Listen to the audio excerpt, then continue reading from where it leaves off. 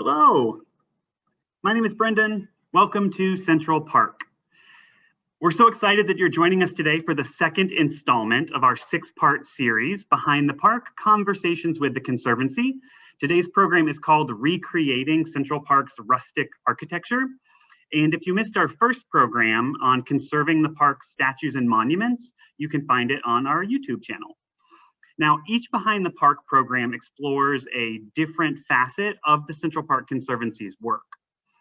And it features the individuals who do that work. And so through these programs, you'll have the opportunity to learn about the ins and outs of park management and restoration and design. We'll be together for about 45 minutes or so. And before we get started, before I bring out Hamid is our expert today, a preservation technician who has worked extensively with our rustic architecture. I want to go over a few things first. So the basics. Some tips on how to use Zoom. You can use the chat feature to say hello and comment, and if you do, make sure you select all panelists and attendees so that your comments can be seen by everyone. And you can also use the Q&A feature to ask questions. I have two colleagues, Ian and Jose, they're on the back end. So they're gonna grab any general questions that you have. But if you have specific questions for Hamid about his work, please drop them in the Q&A and we'll take some time at the end of the presentation and we'll answer them then. So you probably know who the Central Park Conservancy is. We are the nonprofit that is tasked with the restoration and preservation and ongoing care of Central Park. We were formed in 1980, and the Central Park Conservancy has been working tirelessly for 40 years to bring the park back to life after years of decline and mismanagement. Now, Central Park is a masterpiece of landscape design rich with history. It is also a vital part of New York City's ecosystem. It is also the city's backyard. It is the city's lungs. It is the city's crowning jewel. And so saying that the Central Park Conservancy cares for the park is true, but it really doesn't begin to describe the depth and complexity of our work. We are a team of over 300 people supported by a core of roughly 3,500 volunteers. And even though we use the vision of Frederick Law Olmsted and Calvert Vaux as guiding principles for our work, we're not stuck in the past. We're updating Central Park every day for the 21st century using state-of-the-art management practices and construction techniques, as you'll hear about shortly. Now, rustic architecture has always been a part of Central Park. So I want to share a little bit of history about the rustic architecture so that as we talk to Hamid, you have an idea as to why we do what we do. Now, rustic works of furniture and architecture, which includes benches and fences and pergolas and shelters and the like, they were very popular on fancy English estates in the 18th century. And they were really all the rage up through the 19th century. There was one particular architect named Andrew Jackson Downing, and he was really America's foremost landscape architect in the mid-1800s, and he popularized them. And this in turn influenced his student, Calvert Vaux, one of the co-designers of Central Park.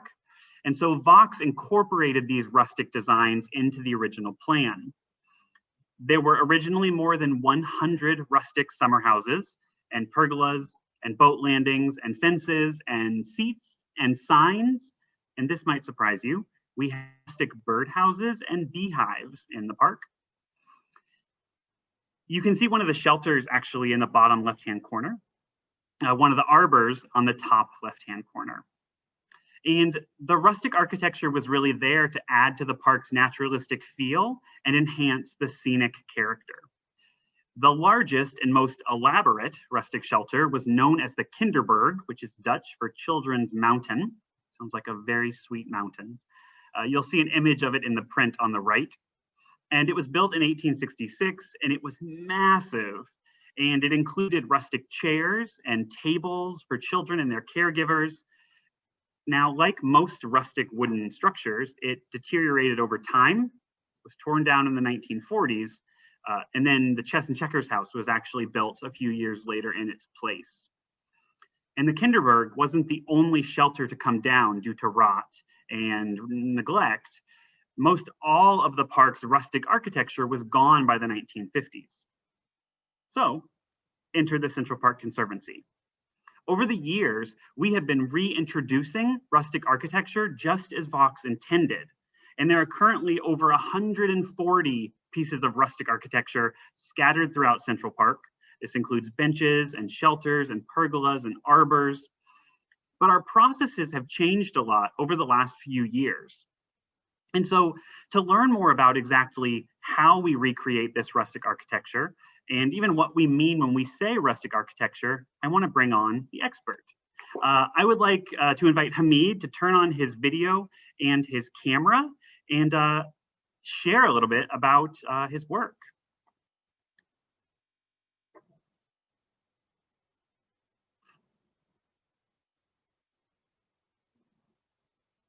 You have to stare at my face for a second as Hamid turns on his camera. We'll get him on in just a moment.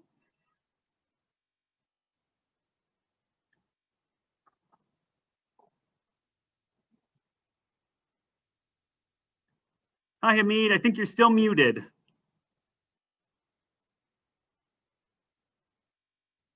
Hamid, you're still muted, so you're going to need to unmute.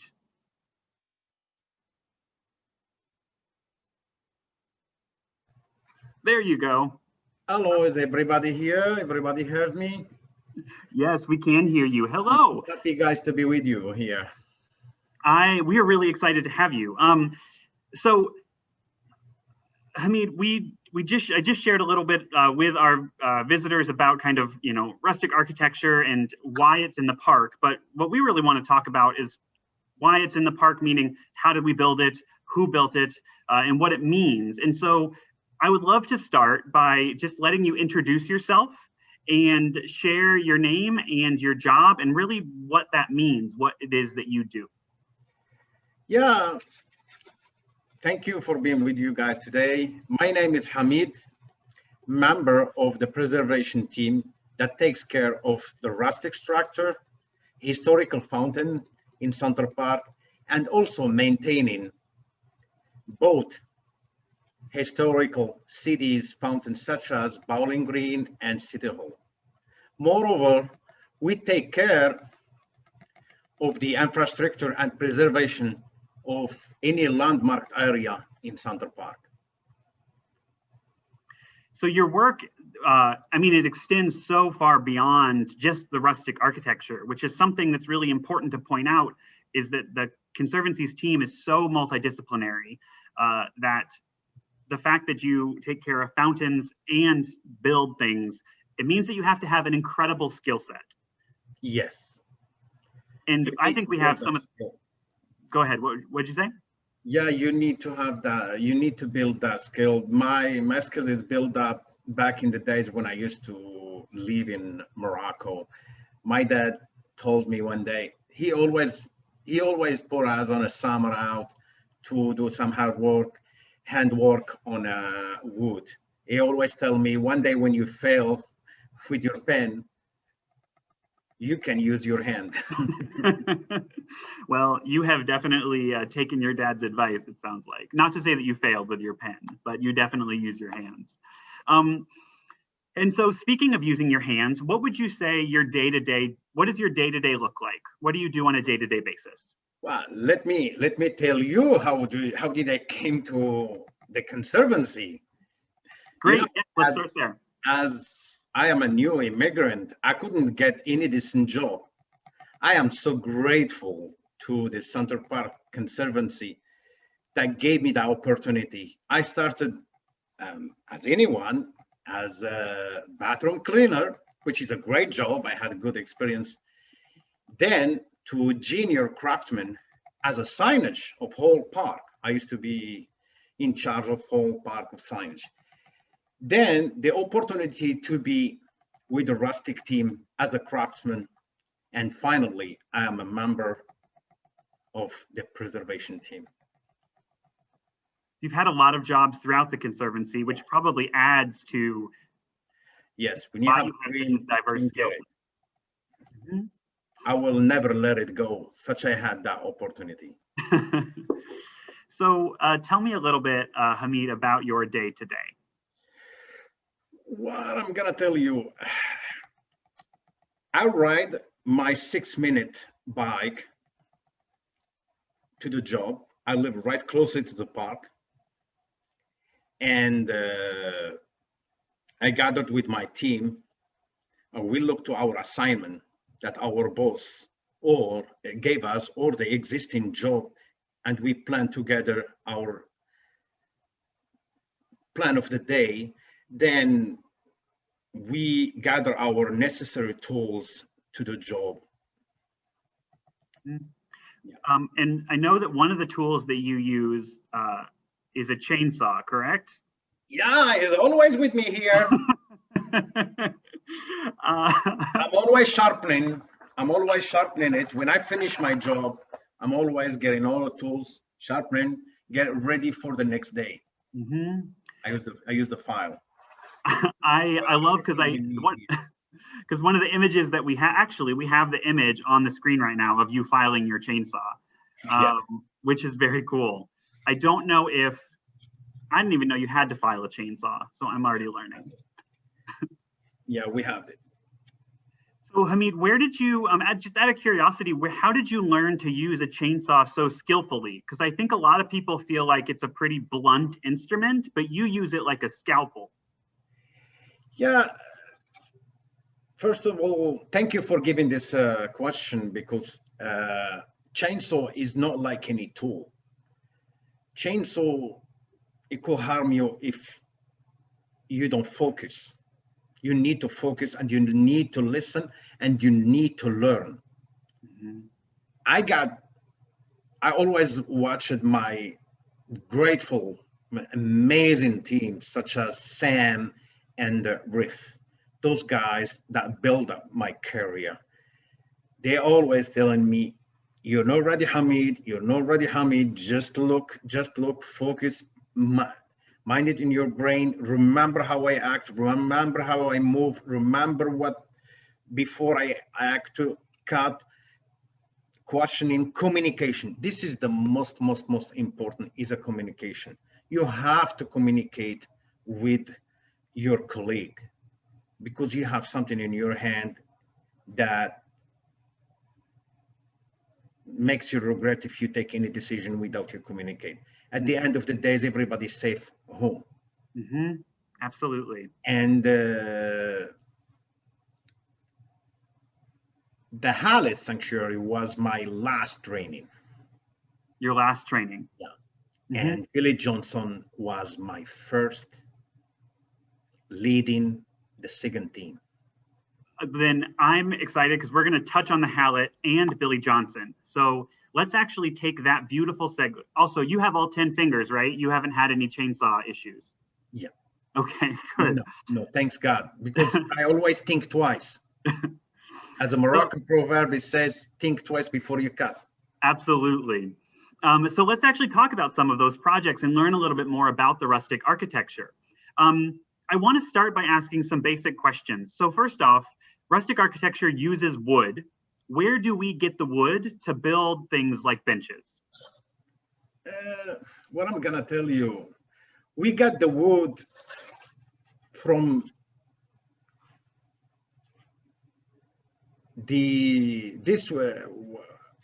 let me tell you, we got the wood from the area where the quality of this wood is ambient, especially from the area very far away in an upstate.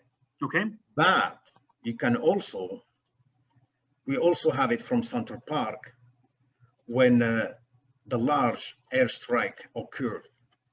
And this, our three amazing, fantastic tree crew that inform us there is an occasion of falling or deceased or unsafe tree has to be cut down. So storm, I mean, there was so much work that we had to do after that last big storm that came through. And so some of the wood that came down actually is going to make it to you and your team to build with. Yes. Mm-hmm.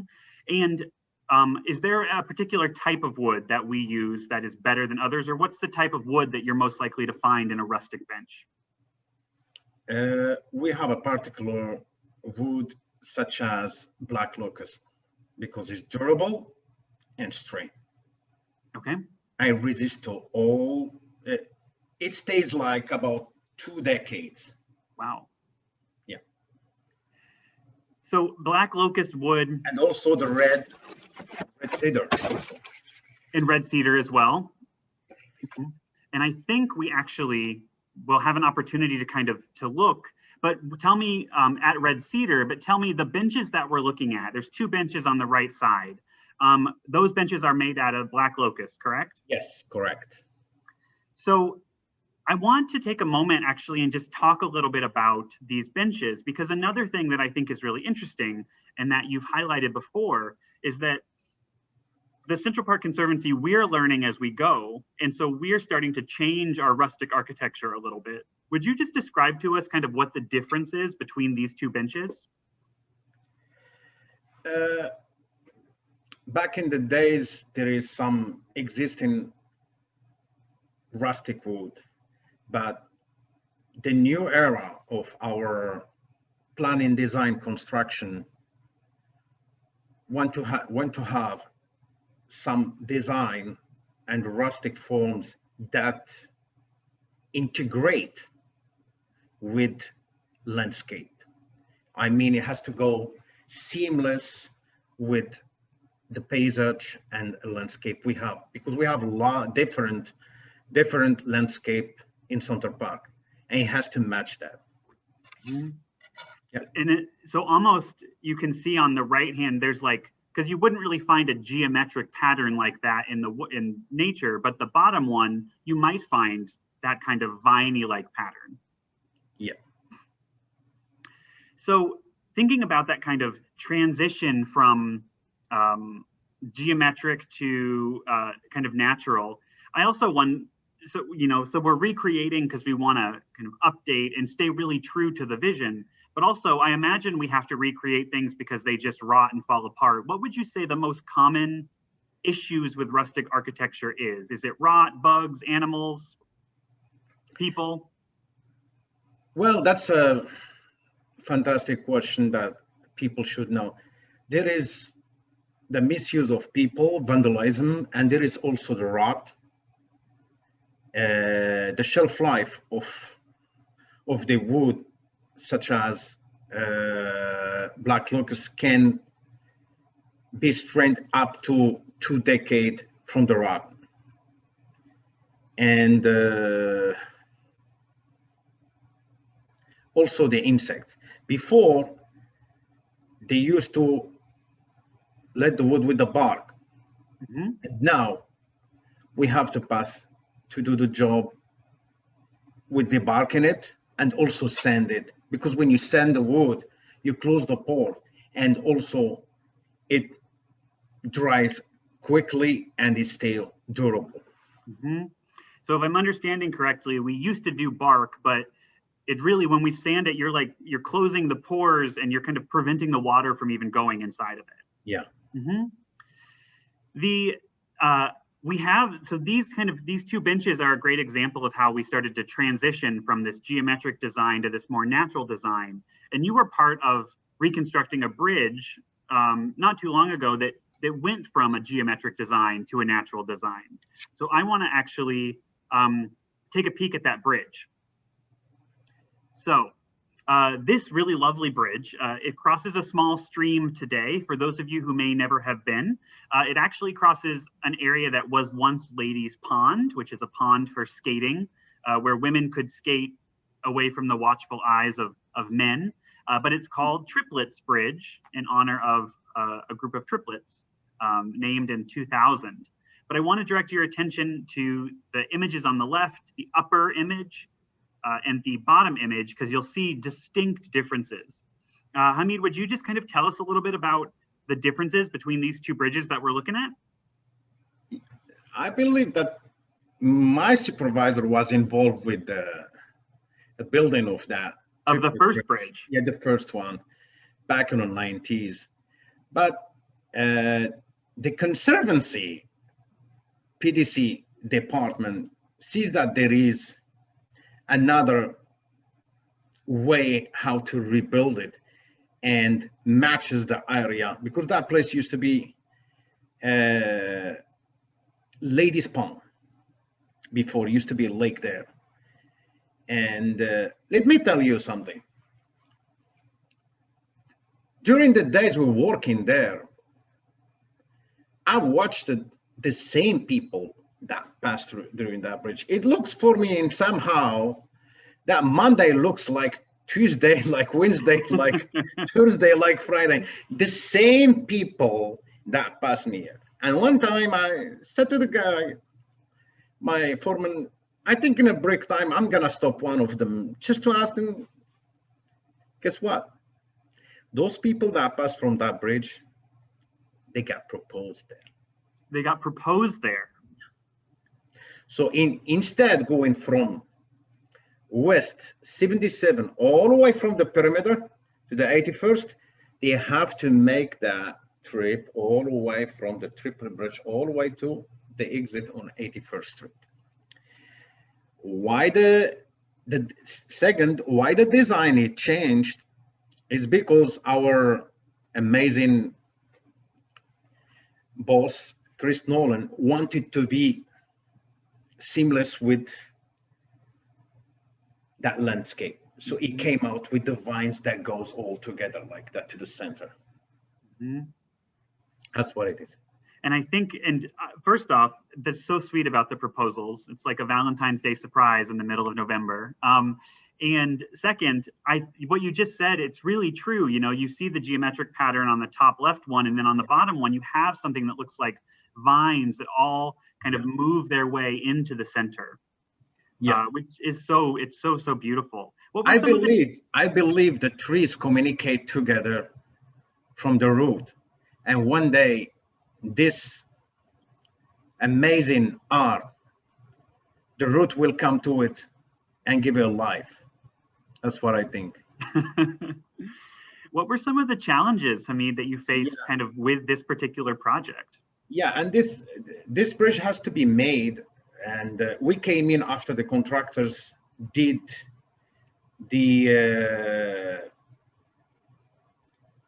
girds and also the abdomen and the substructure, and we have to step in with the superior structure. So we built the deck, the walking platform, and also the post. And you can see the picture that you showed at the beginning, me and my supervisor. So we about to put the post there by using technique of the tenon and the mortise. So this image right here, right? Yes.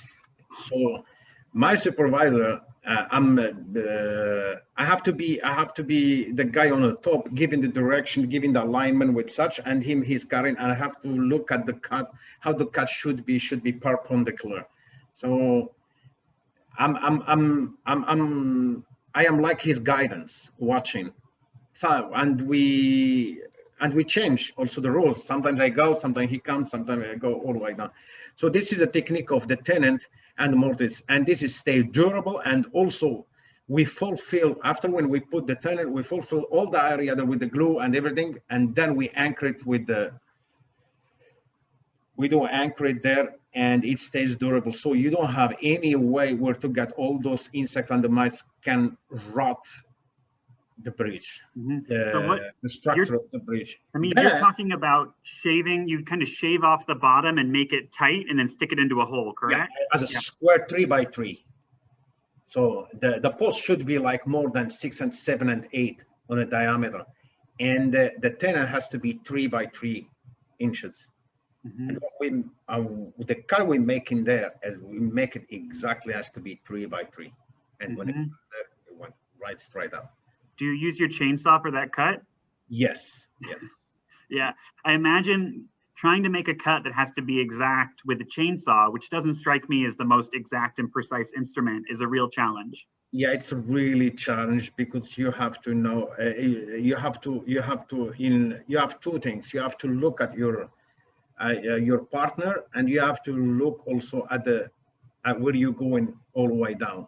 This is Mm-hmm. where to prevent any damage. Mm-hmm. Yeah. Um, so I think this bridge is so, it's so interesting. And one of the things that's really also, all those people are there, just so you know, friends, is this is a great birding spot. So lots of people bird here. But I think this bridge is really beautiful because I love the way that this wood looks like vines, but you also have to deal with actual vines. And so I want to direct our attention to this arbor, which is just on 72nd Street. It's actually quite close to Triplet Bridge. And Hamid and I were talking about this 2 weeks ago when we were kind of thinking about this program, and I asked a question that shocked him, which was, do you ever just cut the vines? No. Oh no, that's not. We use. This is also where the communication comes again. So we follow up with the PDC design, and also we construction, and also with our such amazing manager.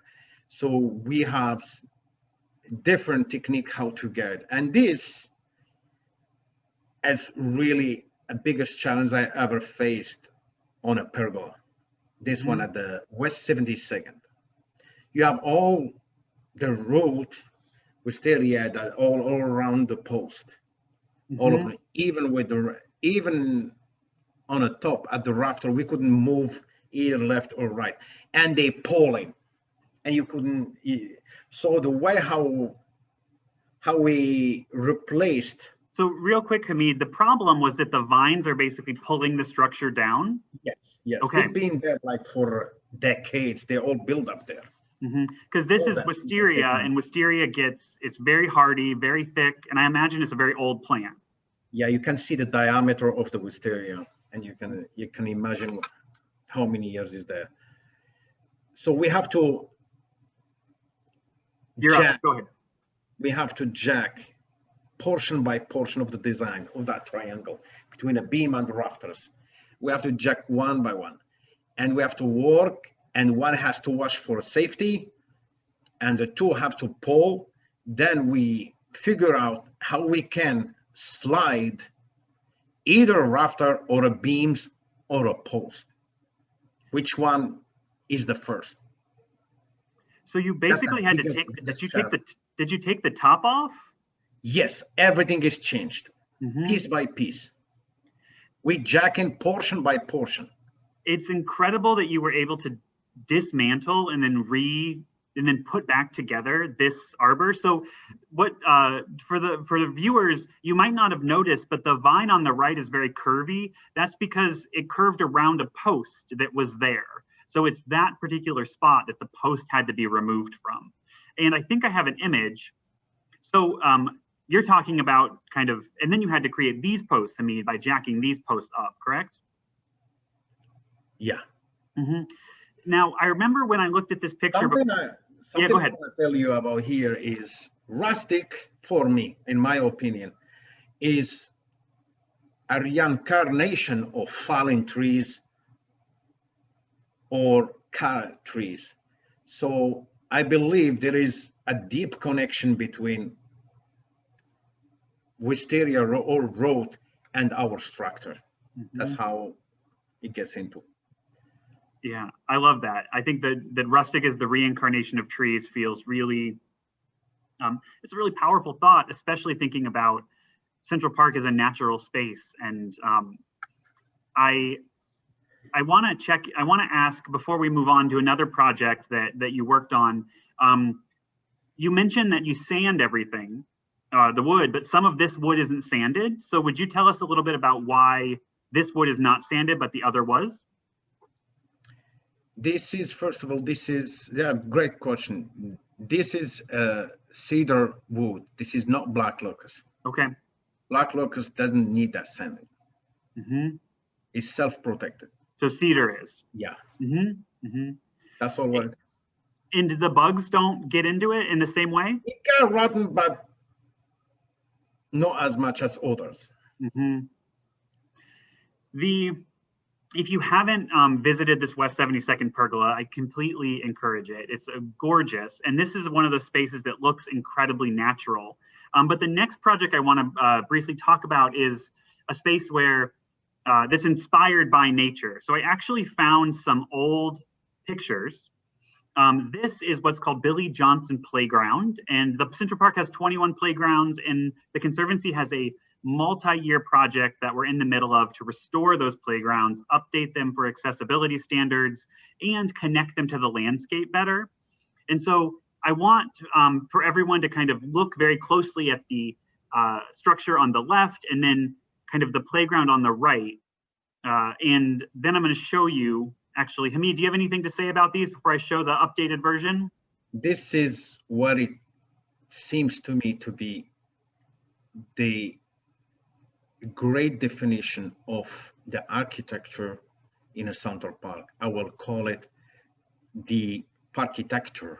Parkitecture. Yeah. Here is the playground today. And so the things to point out, I mean, you can see the shelter has been beautifully redone, but also it's so much, there's more natural tendencies in it. And of course, the swings and pergolas, and this playground is a really rustic paradise for little ones. Now, you said, Hamid, this is one of the projects where you were a team leader, correct? Yes. Mm-hmm. So we have to be in this project after when the contractors build up the structures, we have to step in by doing a filling and also build the benches and also build fill the entrance and write the name there too, carve it. You carved, or someone carved the name here at CPC? We use the gouges. Mm-hmm. We use the gouges to carve the name Billy Johnson Playground. That's cool. I assumed we sent that to a sign maker. That's incredible. Yeah. Now, Hamid, when we look at this structure on the left and you see this beautiful wood, tell us, do you find a piece of wood and then decide that it's where it's going to go, or do you know where the wood is going to go first? Well, let me almost like we planned this, isn't it? Let me show you something. This is the exact. I hope if you see it. Yeah, just slide it a little bit closer to the camera. So, or excuse me, yeah, there you go. So for those of you who are looking, you can see kind of, this is what is the plan that was given to Hamid and his team. Yeah. Yeah, this is the plan that is given to us, and we fight to do as much possible close to it. Mm-hmm. I told you that there is, in my work, there is a lot of challenges. Challenges with your colleague, work with the people, and also the form of the branches that can fit in a groove that could be matching to 90 to 80% what is being given to us in a blueprint by the PDC Design Construction, amazing people in our department. And this is really, it takes longer. A lot of people, when they see us cutting or matching or putting the vines, a lot of people think that is so easy. That's not easy. In somehow or sometime I could find it easy, and sometimes I could struggle with it to find and collect all the wood. I have to go back and forth to the mountain, find the wood that match my design, that design that they wanted it. You can improvise. We do improvise, some improvisation sometimes, but in somehow, this is my biggest challenge, is to fit what is being given to you. Sometimes my colleague can watch it. This is where you build the eye. You have to have an eye that build up to do that job. You need the eye. You need to train yourself to have a good eye, how to fit what is being given to you. Mm-hmm. This isn't just measuring and cutting. This is designing in a lot of ways. Designing. Yeah. This is eye. You have to earn it, and you have to build it. Because I noticed on the design you showed that didn't have the same type of filler in the top above the signage. it looks like that's something that maybe you were able to work with PDC to kind of improvise on. Yeah, thanks for bringing that question. Every job has its own managers. So we basically every weekly day, we have a follow-up from the PDC and also our manager, and the pictures that have been given to them daily basis if we have any more challenges to do or any problem that we're facing during our work. Mm-hmm. So these are all kind of living structures, because as you build them, you know, new information is going to come to you. Yeah. So, for example, when they gave me the first job there, they gave me that Coziba, and that Coziba has more challenge than the others, up to the height where it's located, and also the new partner that they gave me, I have to build a trust with him. You know, it's still a little bit scary or something like that, but he trusted me very well in all my cuts. You know, we did a great job, and somebody, he may see this live, has told me, Hamid, you should be proud of yourself. Yeah, you should be. This is a beautiful, it's a beautiful, beautiful place. And I know you said you used to take your lunch here just to see people enjoying it. Yeah, I used to when we finish it, my lunch is all the way downtown. So wherever I go to get my lunch, I always pass by. And one day I found tons of kids there all claiming.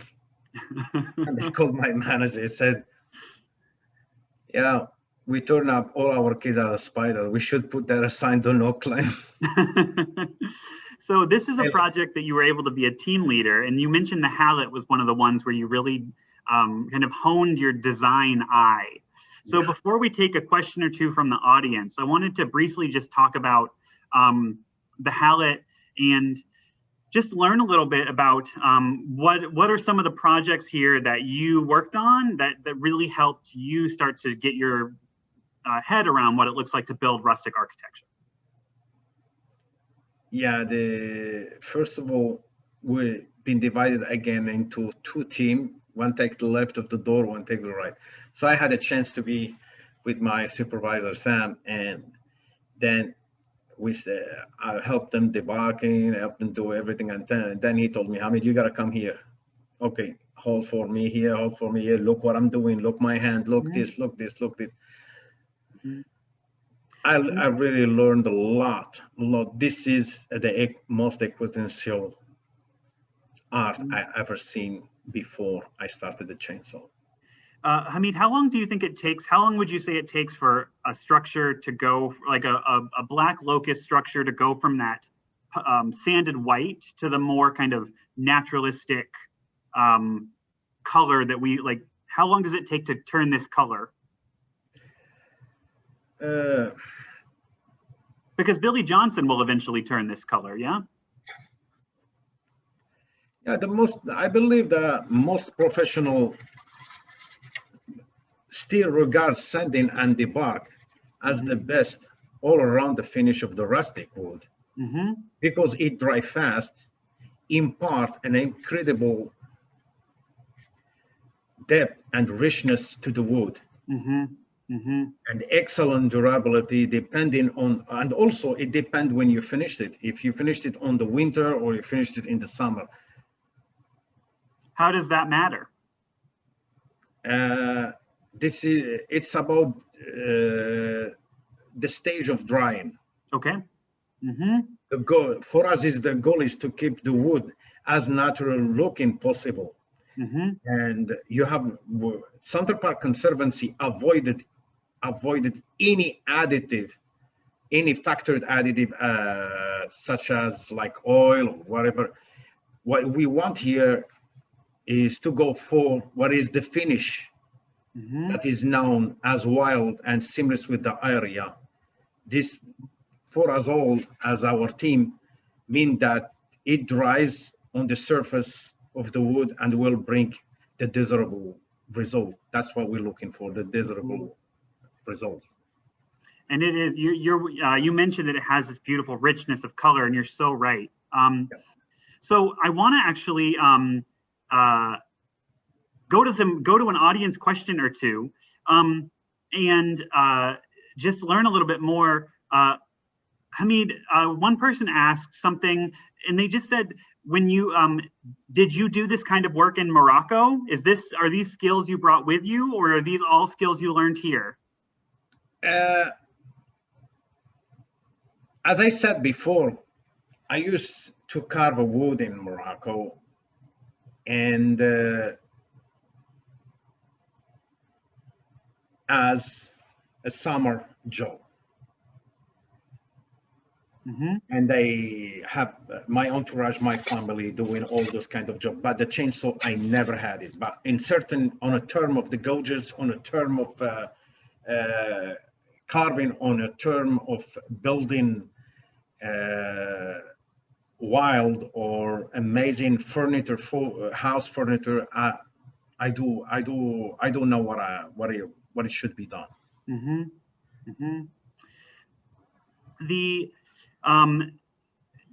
When you had mentioned the wood, we sand it, and just to clarify, there's no coating or anything we put on there. It's just the wood that lives its best life. There is no any product added. It's natural. That's why we call it rustic, and the most American are influenced by rustic here. I love that.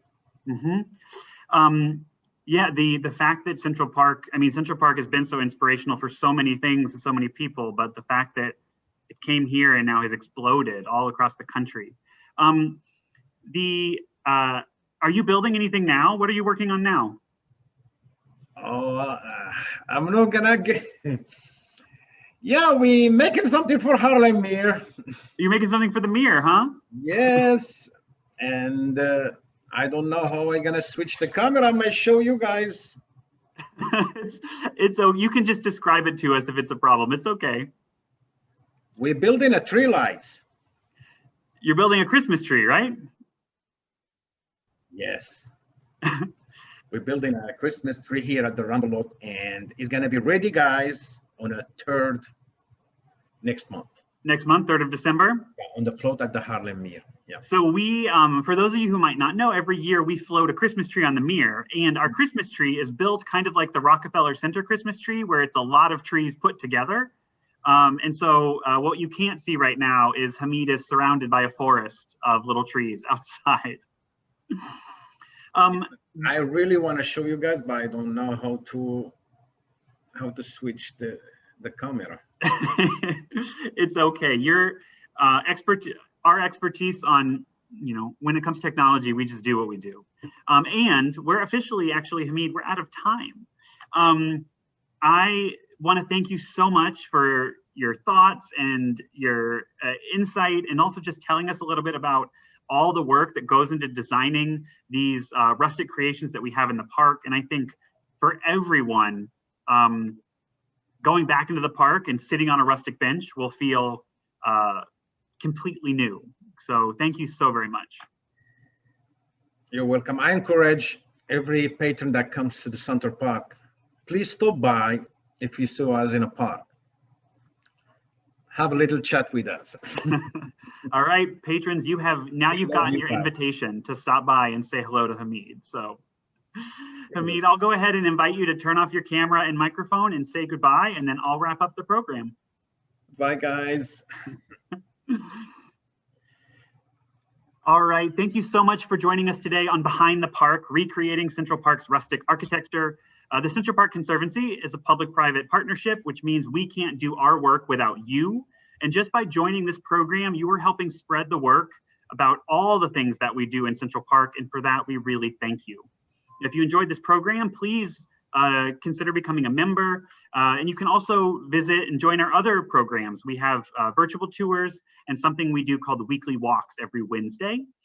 And we'd love to see you again for the next installment of this 6-part series, which is going to be Restoring Central Park's Historic Dairy. So it's going to take place on January 13th. And I'll be speaking with Denise Keaveney, who's an architect with the Conservancy, and Marie Warsh, who's the Conservancy historian, about bringing this incredible, beautiful structure into the 21st century. And so on that note, from the Central Park Conservancy, stay safe and be well.